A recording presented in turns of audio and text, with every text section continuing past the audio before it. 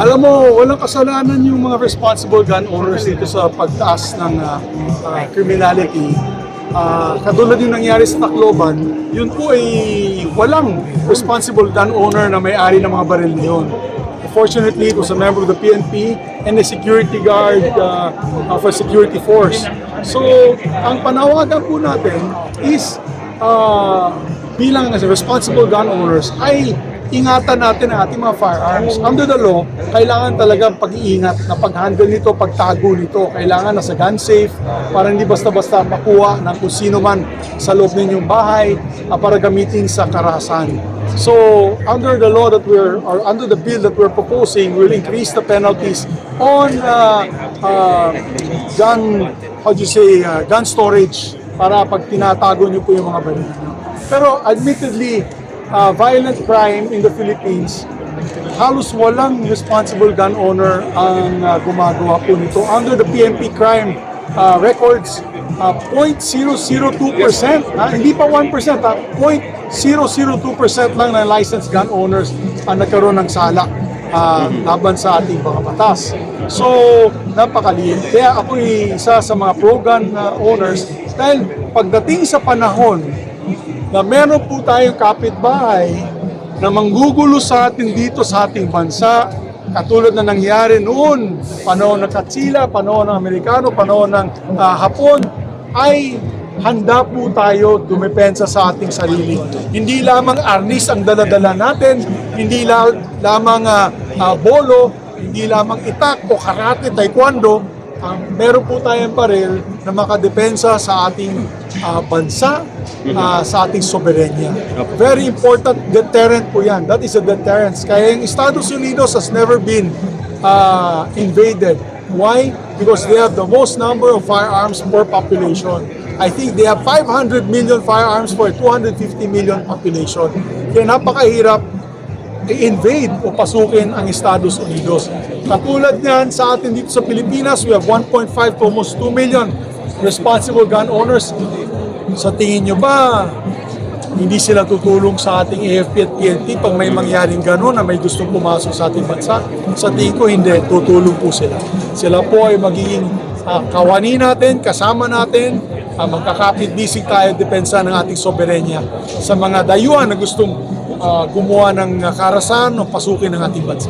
Sir, you mentioned earlier the proposed bill regarding po sa Self-defense? Self-defense po. Maganda po ito. This is Senate Bill number 1555. Ako po ay nag-file ito. Ako po yung principal author nito. This is the Self-Defense Act.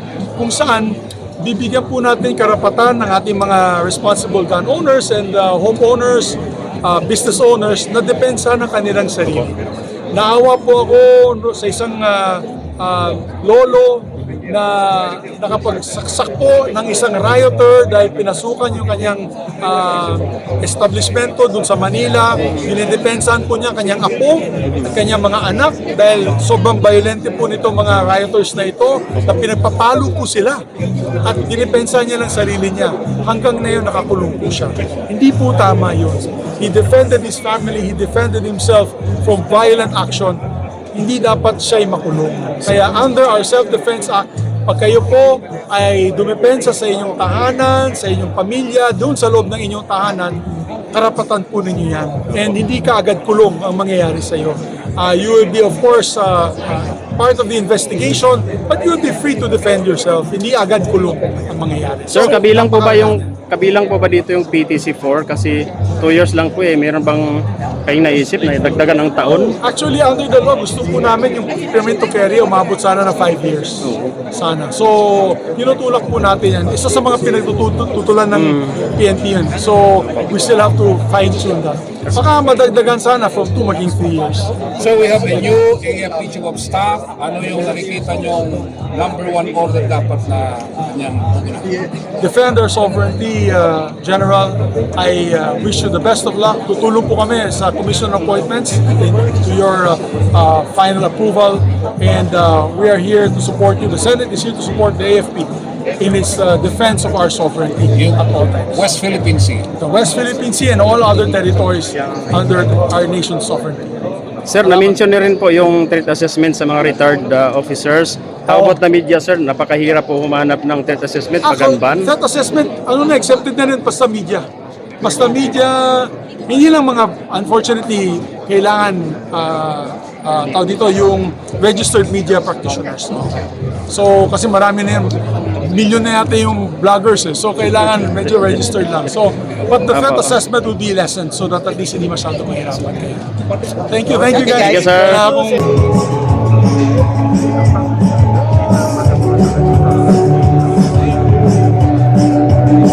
And with that, the 30-second Defense and Sporting Arms Show is officially open. Our friends from the Philippine National Police, the Civil Security Group, Deputy Director CSG Patrick Sanggalang,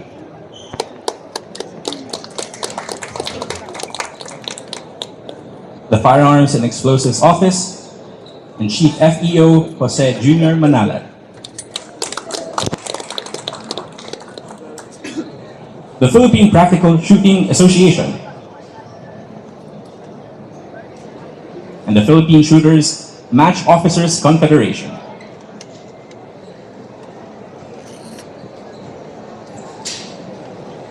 Good morning, everyone, and welcome to the official opening of the 32nd Defense and Sporting Arms Show. To formally kick things off, let us give a warm round of applause to the esteemed President of AFAD, Mr. Alaric J. Topacio.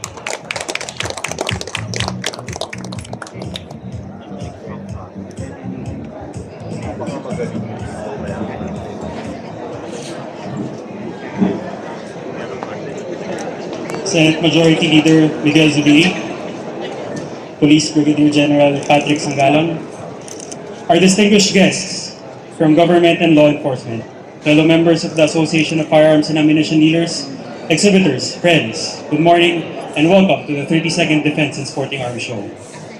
32 years.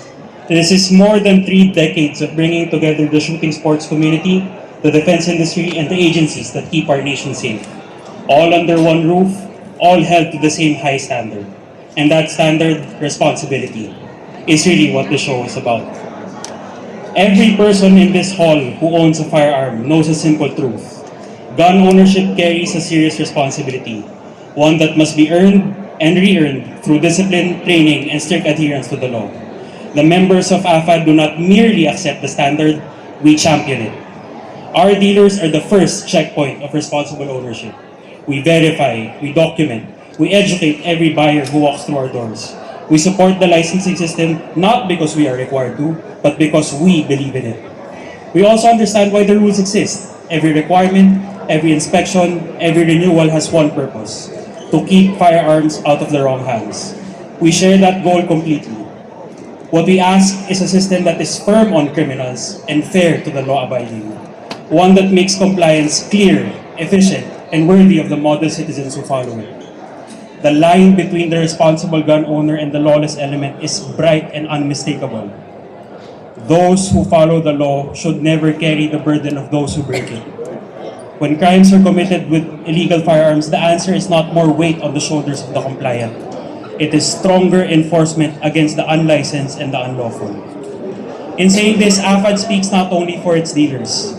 We echo the voice of millions of responsible gun owners across the country. Sport shooters, collectors, security professionals, ordinary Filipinos who registered, trained, and complied every step of the way. They ask for nothing more than to be seen for what they are: disciplined, law-abiding citizens who strengthen, not endanger, our communities.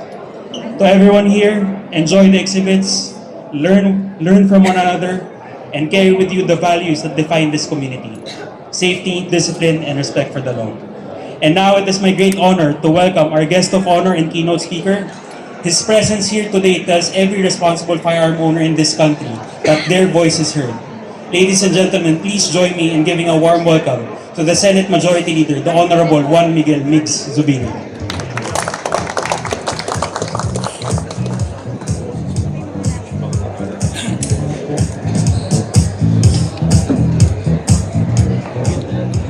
Thank you very much, Ari. I'd like to greet first all the VIPs that are here today. Of course, the AFAG President, Arik Topacio, my good friend. Arik, thank you. To Brigadier General Jojo Manala, who will be with us a little later. He's our Chief of the FEO. Brigadier General Patrick Sanggalang, Deputy Director of the PNP CSG. A fellow pro-gun din ito, tumutulong sa atin sa mga papeles together with Colonel Vallones, the COF of our CSG. Also, former PD of Misamis Oriental, Akuning Silingan sa Bukidnon. Men and women of the uniformed services, both the Armed Forces of the Philippines and the Philippine National Police. All our friends here from all the booths, there's too many of you that I would not anymore name, of course, but special mention to Kaloy and Christina, AJ, and I saw Joy earlier, and all our friends from the different gun booths and exhibitors. And our friends from the media, as well as fellow gun lovers and aficionados, magandang umaga po sa inyo lahat. Good morning. Good morning. Good morning. First of all, I want to salute AFAD for 32 years of being in the forefront of the firearms industry, constantly advocating for policies and programs to boost our defense, manufacturing, uphold responsible gun ownership, and support marksman athletes. Alam niyo po, minsan nakikita niyo sa aking page, official page po ito, pag nagsushooting po tayo, nagpa-practice, nagta-training, I post it. Sometimes my staff will say, ba't yung pinapost yan? Baka magalit yung tao. I always tell my staff, nandito sila, I'm an unapologetic pro-gun owner. Ibig po sabihin, proud po ako, basta responsible gun owners po tayo. Wala po tayong kahihiyan.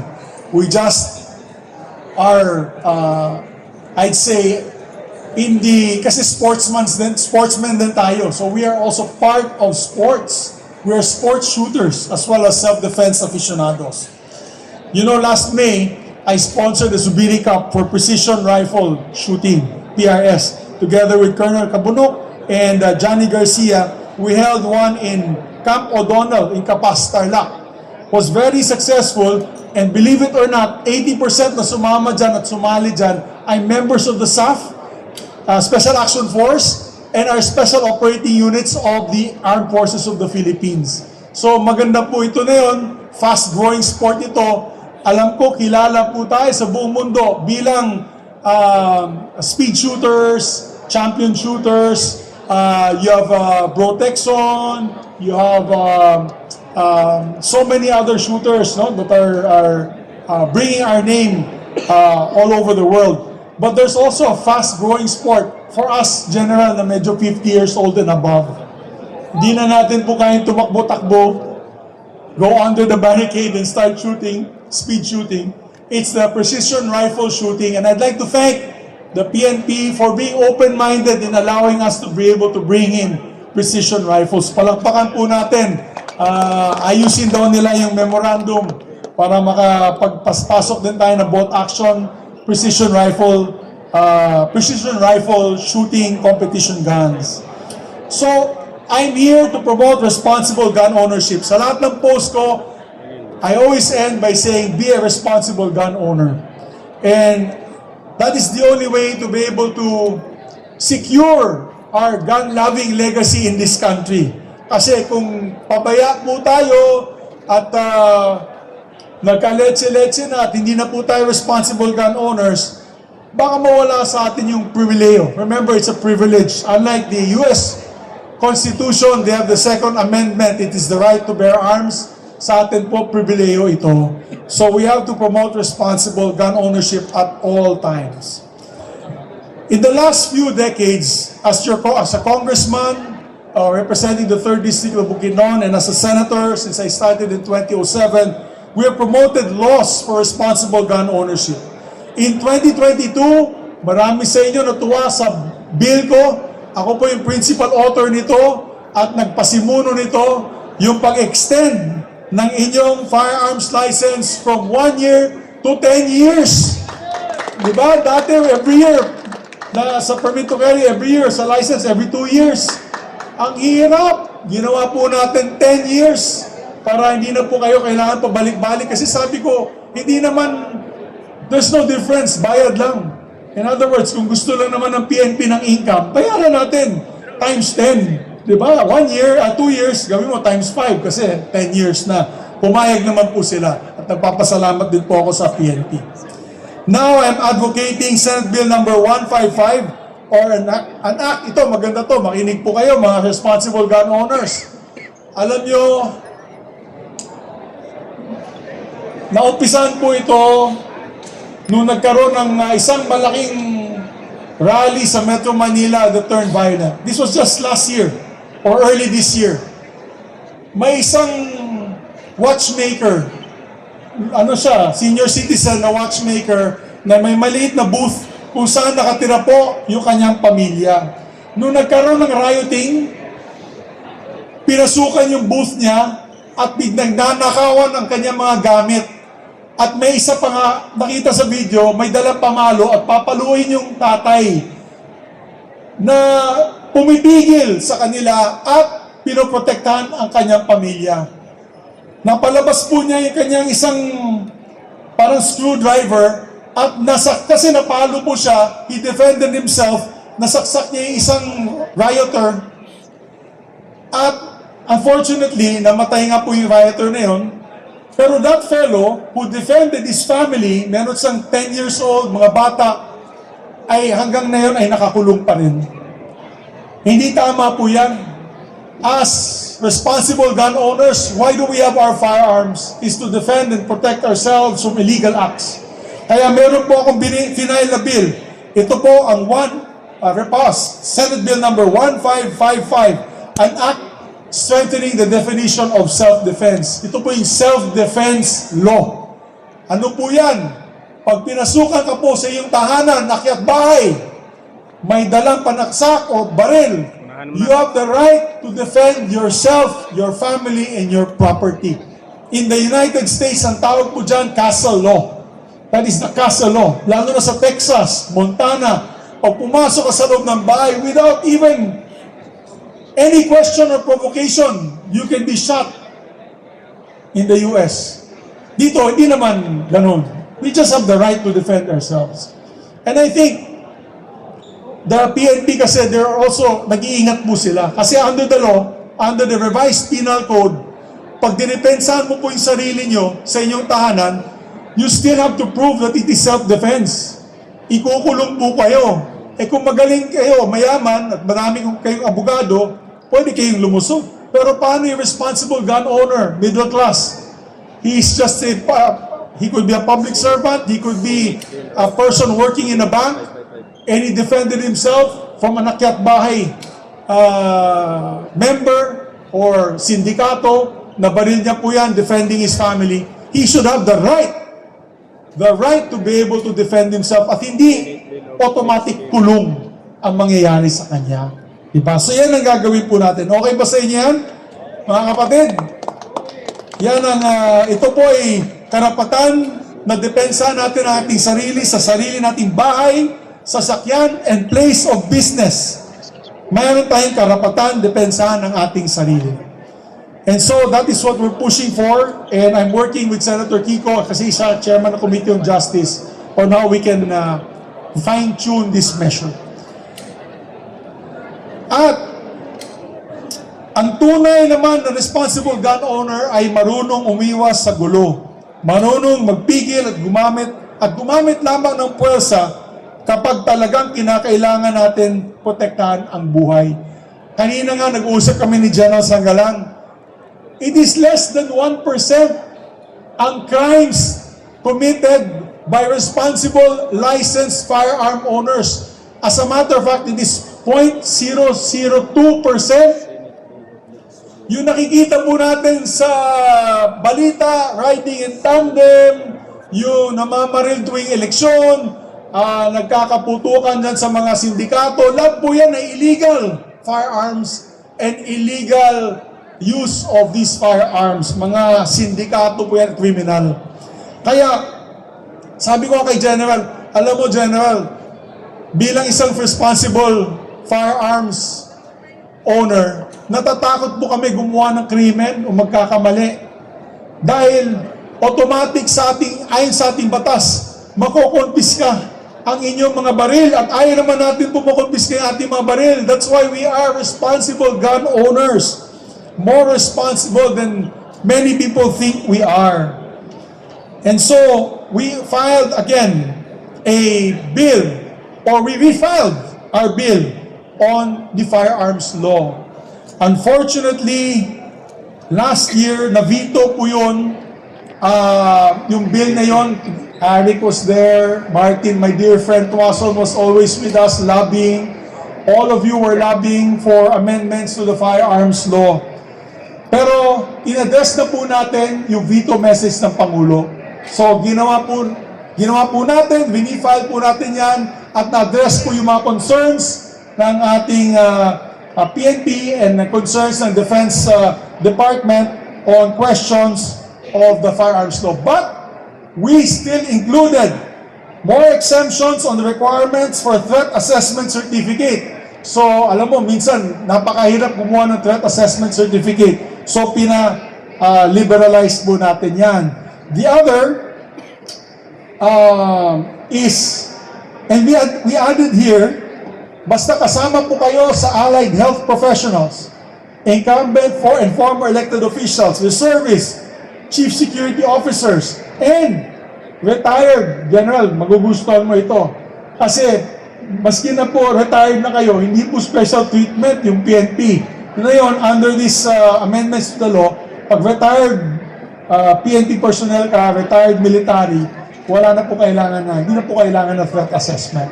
Because obviously, you are well trained in firearms and there's still a threat being a former law enforcement agent. And then, pinapataas din po natin yung firearms and ammunition carry ninyo. Ngayon po, pag bumili po kayo ng baril dito, 50 rounds lang po ang pwede under our license.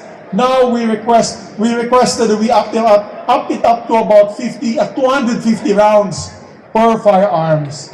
So, okay na rin yung 250 rounds per firearms. So, 10 yung firearms mo, do you have 2,500?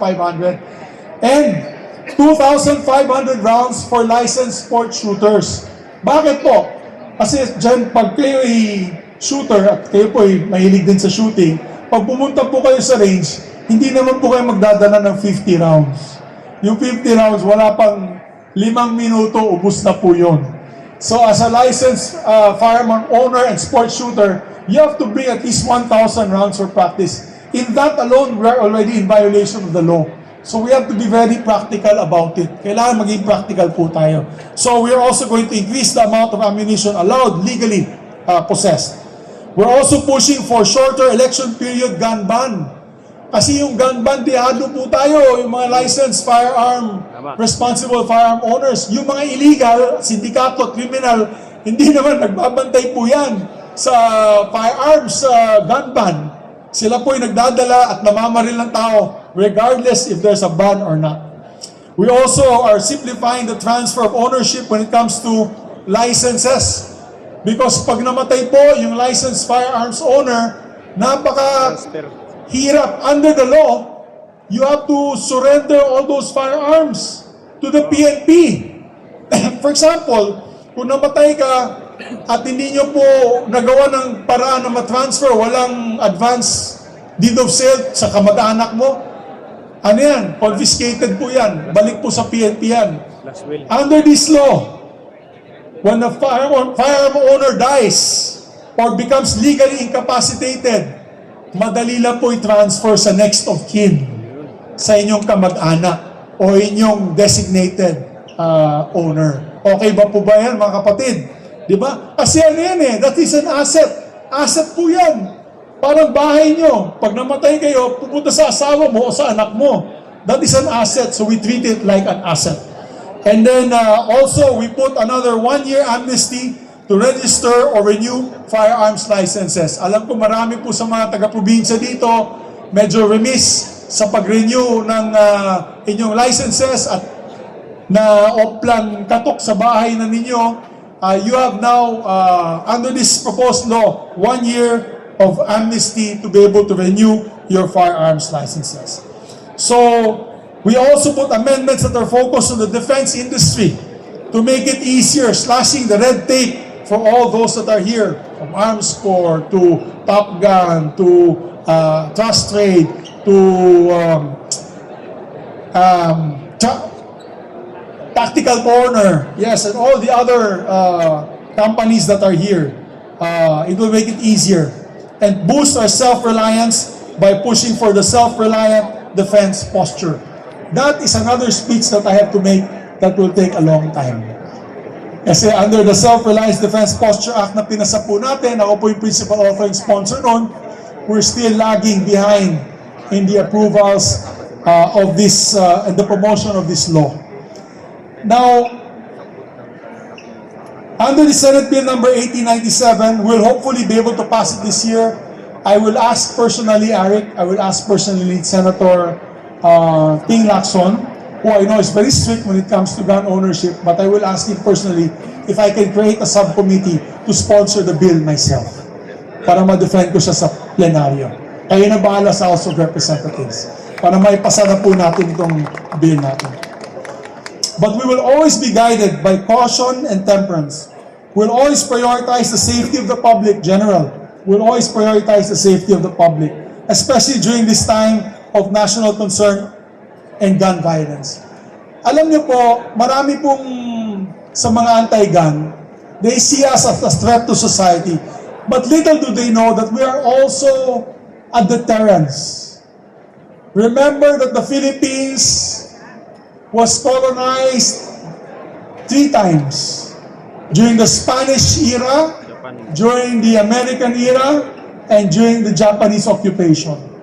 And in these 3 tumultuous times of our history, many Filipinos sacrificed their lives. Ang dala po nila itak, bolo, tampilan, para ipaglaban ang ating freedom, ang ating soberenya. And as responsible gun owners with almost 1 million Filipinos holding guns responsibly, trained in defending their homes, one day, hindi po natin alam, with the tensions around our areas and around our vicinities, around our neighboring countries, we may be called once again to defend our country. Ako po, I'm a reservist. I'm a lieutenant colonel in the Army Reserves. And when need be, if I have to open my gun collection to fellow reservists and fellow patriots who have to defend God and country, we will do it. We need to do it for our families, for our country. Kaya deterrence po yan. Maraming bansa na yun na very strict ang gun laws. Napakadali. Pasukan. Europe now, in many countries in Europe, I want to let you know this, they're already doing conscription. Yung katabi ng Ukraine and Russia, many countries, Germany again is doing 1-year training for their young adults, conscription. Mandatory yung military training. Na yun lang nila nag-umpisa niyan.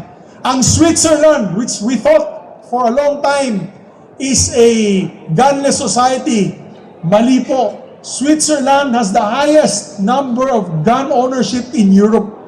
Almost every family there owns a licensed firearm and they're ready to defend themselves.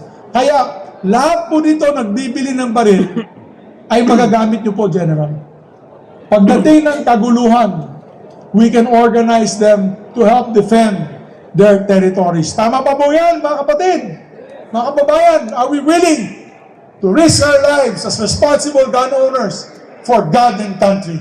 Amen. Amen. At that is my number 1 case in point pag nasa Senado po ako and I defend being a responsible gun owner. So in the end, my dear friends, being a responsible gun owner is sacred.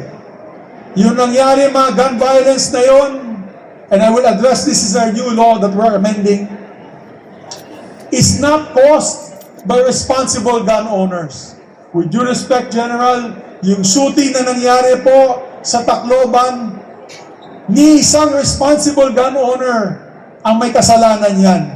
And yet, ang sigaw nila ay bawasan ng baril sa kamay ng ating mga kababayan. Hindi po tama yan.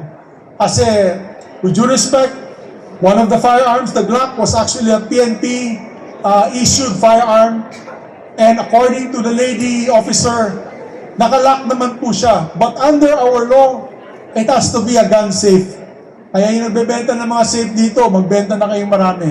Dahil talagang kailangan secured ang firearms nyo. Kasi ayon sa ating batas, pag ang baril natin ay nakuha po sa atin forcibly at ginamit po sa illegal activity, damay po tayo. So we have to make sure that we secure our firearms. But for the record, hindi po kasalanan ng licensed firearm owners itong pangyayaring ito. However, in the law, General, we will increase, ang plano ko, will amend it to increase the penalties on the misuse of licensed firearm owners by being used for illegal activities. So gagawin po natin yan. So we must be responsible at all times. Gun owners must also be held to account. They did not pull the trigger, but negligence paved the way for tragedy to transpire. So kailangan ayusin natin yan. We need to share the responsibility to cultivate a safe environment for every Filipino, where guns are not used for violence and harm, but for defense, protection, and sport shooting. And to close this speech, I want to end by dedicating today and this show to my dear friend, dedicated firearms advocate, and fellow brother in arms, Martin Tuason. Palakpakan po natin si Martin Tuason of Arms Corps. Namatay po siya noong November in a massive heart attack. And I would like to dedicate my speech here today because he fought hard. Ipinaglaban po niya ang karapatan natin to own and possess firearms. Sila ni Arik at mga kasama ng AFAD doon ang nakikipag-away sa mga congressmen at senador pag may tumututol sa ating karapatan to defend ourselves at pribileho na magkaroon ng firearms and equipment. So I dedicate my speech to all those who fought for this privilege, especially to my dear friend and brother, Martin Tuason. May you continue to defend us in the gates of heaven, holding a 50 caliber Barrett, looking for the devil and the evil that will come against us. With you, I dedicate my speech. God bless you, my dear friend and brother. And to all of you, mabuhay po tayong lahat at mabuhay ang firearms industry. Maraming salamat po.